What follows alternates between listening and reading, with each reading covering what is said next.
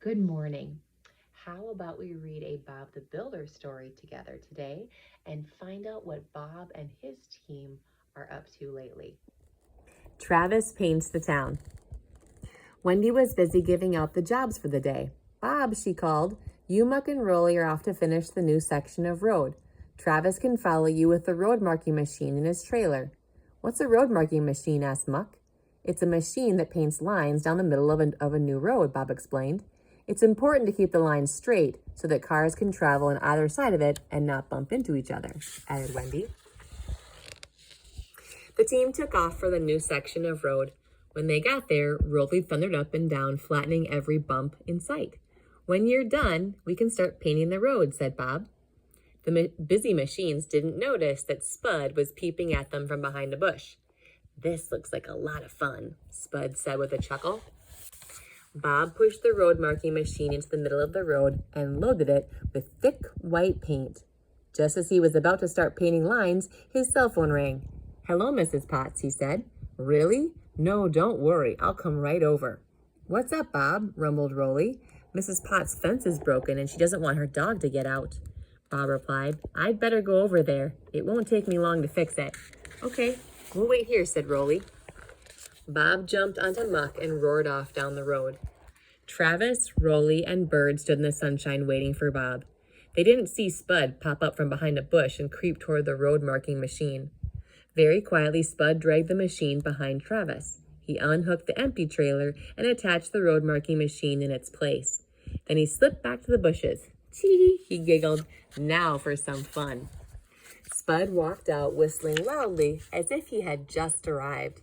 Hi, Travis, he called. I've got a message for you. Farmer Pickles wants you down at the pond. It's really important. I better get going, said Travis as he roared off, pulling the road marking machine behind him. As Travis hurried on his way, the road marking machine bounced along after him, painting wiggly lines all over the new road. Stop, Travis, come back, Rolly bellowed when he saw what was happening. Come on, Bird, we've got to stop him. From behind the bush, naughty Spud rocked with laughter as Rolly lumbered off after Travis. This is the best fun ever, said Spud. Travis rushed to the duck pond as fast as his wheels could turn. He was so determined to get there as quickly as possible, he didn't spot Farmer Pickles working in a field next to the country lane. He whizzed right past him. Oh dear, gasped Farmer Pickles when he saw the wiggly white lines trailing behind Travis. When Rolly and Bird came along, Farmer Pickles called to them, Follow that tractor. Wendy was in the office when Farmer Pickles phoned. Dear me, white paint everywhere, she cried. Don't worry, I'll tell Bob right away. Bob was busy hammering the last nail into Mrs. Potts' fence. There you go, he said. That should keep your dog nice and safe. Thank you, said Mrs. Potts, smiling with relief. No problem, said Bob as his cell phone rang again. Hi, Wendy. What? Travis? Paint everywhere? I'm on my way. Travis was a lot lighter than Rolly and a lot faster, too.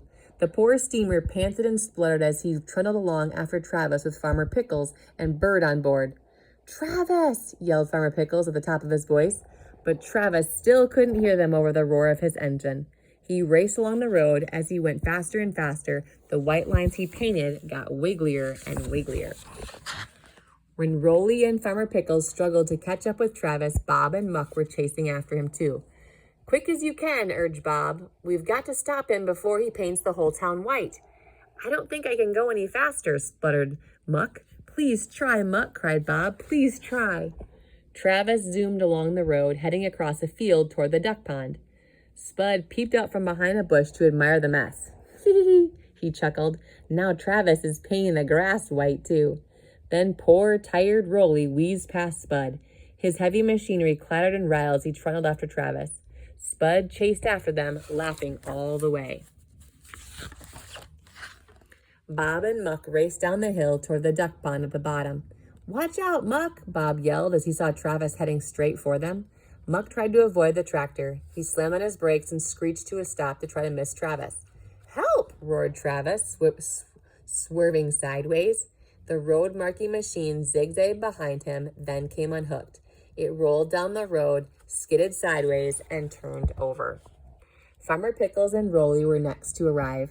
There was a huge puddle of thick white paint. Everyone stared at the puddle. "Just look at this mess," Bob groaned. Poor Travis was very upset.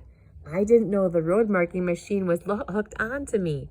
I didn't even know how it got there," he said. "I tried my best to stop him," Bob panted Rolly, "but I couldn't catch him." "Spud told me you needed me right away," said Travis. Travis explained to Farmer Pickles. "I didn't say that," said Farmer Pickles. Behind them, a bush started to shake with laughter.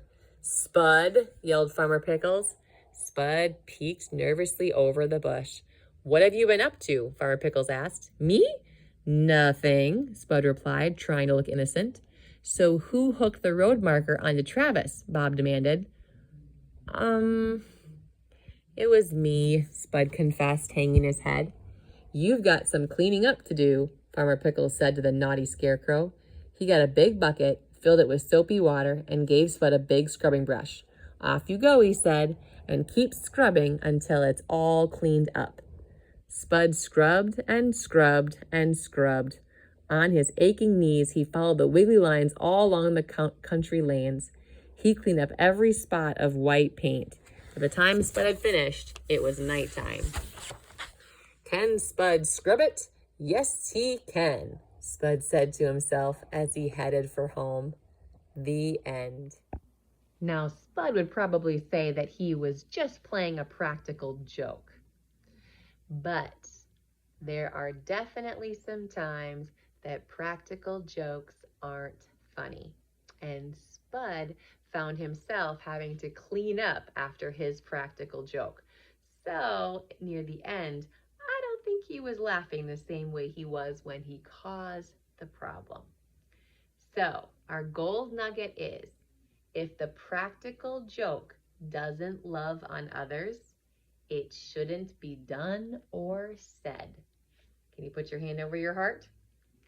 If the practical joke doesn't love on others, it shouldn't be done or said.